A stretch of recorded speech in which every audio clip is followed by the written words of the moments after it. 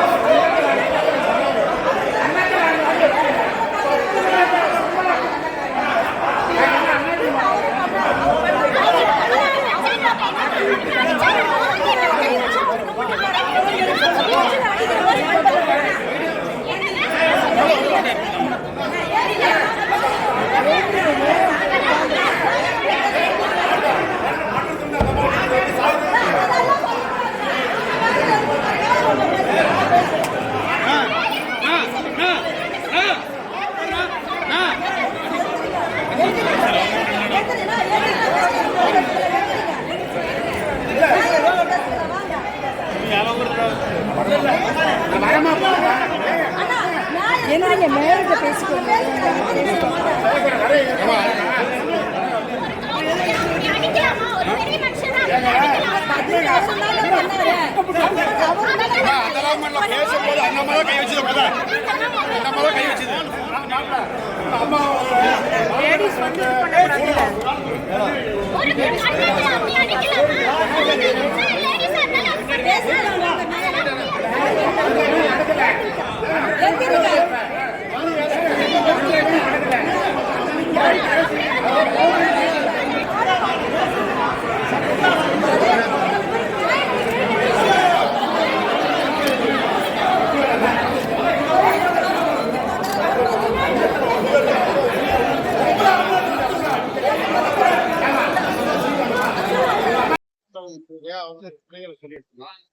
அது போல எதிர்கட்சி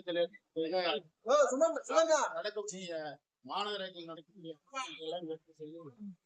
வார்டு சம்பந்தப்பட்ட பிரச்சனைகள் எல்லாம் மாவட்ட உறுப்பினர்கள் அதுக்கப்புறம் L1 ஒப்பந்ததாரருக்கு ஏன் நீங்க கூப்பிட்டாங்க, L2 ஒப்பந்ததாரருக்கு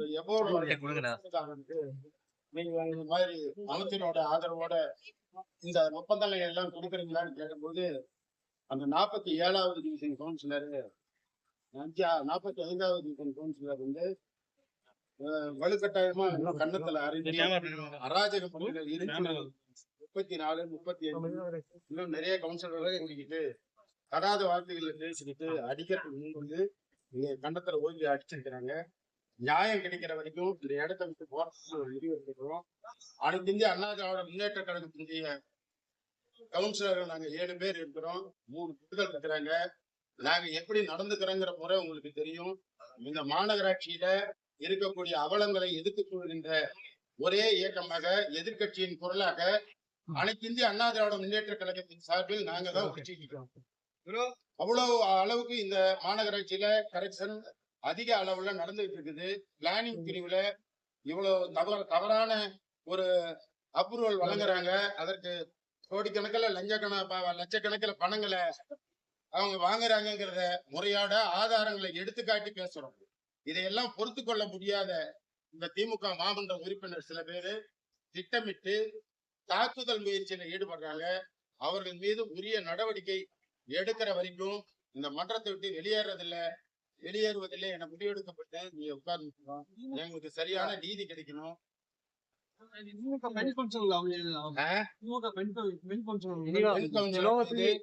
கடுமையான உடனடி ஒழுங்கு நடவடிக்கை எடுக்கணும். ஒரு மன்றத்துல ஒரு சக மாமன்ற உறுப்பினர் அவங்க ஒரு எதிர்கட்சி தலைவர்னு முறை கூட இல்லாம அவங்க சீட்டை விட்டு என்னுடைய சீட்டுக்கு வந்து என்னைய தள்ளி விட்டு கண்டத்துல ஓங்கி அறையக்கூடிய ஒரு சூழ்நிலையை நிர்பந்தத்தை உருவாக்கி இருக்கிறாங்க. அவங்க பேர் எடுக்கணுங்கிறதுக்காக இனிமேல் இந்த தாக்குதல் நடைபெற்றிருக்கிறது. இது அவங்க மீது உரிய நடவடிக்கை மேற்கொண்டா மட்டும்தான் இந்த மன்றத்திலிருந்து வெளியேறுவோங்கிறத இந்த நேரத்துல உண்மையா கண்டிச்சு தெரிவிச்சு கேட்டாரு. அவரை என்ன கேட்டாரு? கான்ட்ராக்ட்ல வந்து லோ கொடுத்திருக்கிற 10% எபோவ் கொடுத்திருக்கிறத விட லோ கொடுத்திருக்கிற கான்ட்ராக்டுக்காருக்கு கொடுக்காத யார் அந்த தம்பி, யார் அந்த சார், அதை தொடர்ந்து இந்த மாநகராட்சியில யார் அந்த காமராஜ், இந்த மாநகராட்சிக்கும் இந்த காமராஜுக்கும் என்ன சம்பந்தம் இருக்குது? இந்த மாநகராட்சிக்கும் காமராஜுக்கும் என்ன சம்பந்தம் இருக்குது? இந்த மாநகராட்சியை வந்து மேயர் நடத்துறாரா இல்ல காமராஜ் என்ற தனி நபர் நடத்துறாரா? அதாவது பிலோ 10% போட்டிருக்கோம். அதாவது வந்து இந்த திமுக ஆட்சி தொடர்ந்து இந்த திமுக மாநகராட்சியை புறக்கணிச்சிட்டு இருக்குது. ₹1 கூட மானிய கோரிக்கையில, சட்டப்பேரவை மானிய கோரிக்கையில ₹1 கூட இந்த மாநகராட்சிக்கு கொடுக்கல. தூரிப்பட்டில எல்லா மாநகராட்சிக்கும் 100 கோடி 150 கோடி வந்திருக்குது. ஆனா இங்க 12 கோடி ரூபாய் மட்டுமே வந்திருக்குது. அதே மாதிரி எஸ்எப்சில வந்து ஒரு 10 கோடி ரூபாய் வந்திருக்குது. இது ரெண்டுமே முறையாக டெண்டர் போடப்பட்டது. முறையாக டெண்டர் என்ன சார், யாருக்கு கம்மியா போடுறாங்க அவங்களுக்கு கொடுக்குறோம். கம்மியா போட்டிருக்கிறவங்களுக்கு கொடுக்காத எந்த காரணத்துக்கு வந்து இந்த டெண்டரை தள்ளுபடி செய்றீங்க? இதை வந்து நானாவது இப்ப உங்களுக்கு பேட்டி கொடுக்கும் பொழுது யார் அந்த தம்பி, யார் அந்த சார், யார் அந்த காமராஜ் சொல்றேன். முறையாக ஒரு வார்த்தை கூட தவறு இல்லாமல் எதிர்கட்சி தலைவர் பேசி என்றார். அதற்கு முறையாக மேஜர் பதில் சொல்ல வேண்டும். அல்லது நீங்க சத்தம் கூட போடுங்க. என்ன சார் ஒரு பொம்பளை ரவுடியா இருந்தம்மா, எங்க கிட்ட கேட்கறதுக்கு ஆள் இல்லையா? உடனே வந்து பெல் அடிச்சு மேயர் வந்து இதுக்கு ஒரு தீர்வு காணாத எந்திரிச்சு வெளியே போயிட்டாருன்னா சார் சாகர வரைக்கும் இதுக்கு தீர்வு கிடைக்கலன்னா இங்கதான் சார் இருப்போம். அடுத்து எந்த விதமான மன்றத்துடைய அனுமதி இல்லாத எப்படி போலீஸ் வச்சு அப்புறப்படுத்த முயற்சி செய்றீங்க? மன்றத்துக்குள்ள போலீஸ் வரலாமா? சொல்லுங்க சார். நீங்க எத்தனையோ வந்து நீங்க நிருபர்கள்லாம், பத்திரிகையாளர்கள்லாம், ஊடக நண்பர்கள்லாம் எத்தனையோ வந்து பார்த்திருப்பீங்க. மன்றத்துக்குள்ள போலீஸ் மேயருடைய அனுமதி இல்லாத வர முடியுமா? அப்படியே வந்துருந்தா மேயர் அனுமதி கொடுக்கலாமா? என்ன சார், என்ன சார், நாங்களாம் வந்து ஆம்பளைங்க இல்லையா அப்படின்னா என்ன அர்த்தத்துல அந்த மௌனம் பண்ணிட்டு இருக்குது?